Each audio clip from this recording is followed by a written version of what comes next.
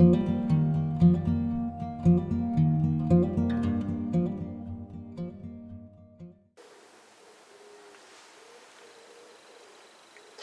is a very quick video about rust in Sprinter steps.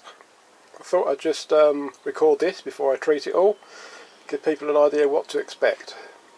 I'll talk about the step here.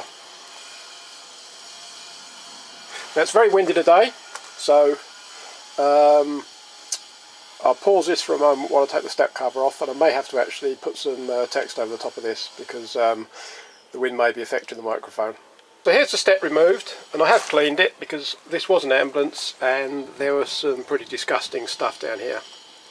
You can see that the light just catches it. Just there are marks where the step impresses on the paint.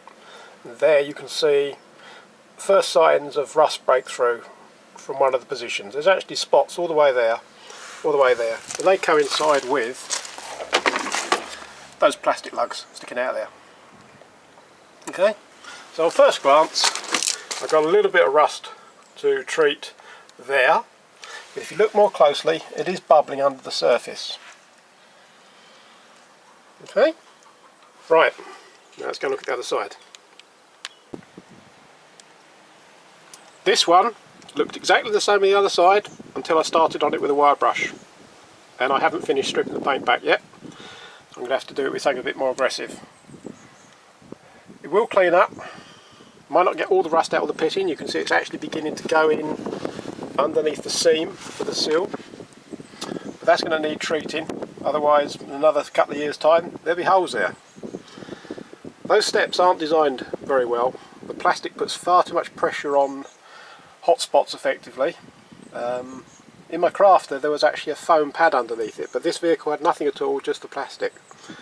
I'm going to reinforce this with various layers of epoxy mastic, and hopefully that will help. But this is a rust spot, this is a hot spot, and this is a cause of concern, I should imagine, for most owners. You can also see that the door sill was completely ruined along this section here. I've actually cut it away. I'm just going to splice in a new piece rather than waste money on a new sill, because I don't think they last very long.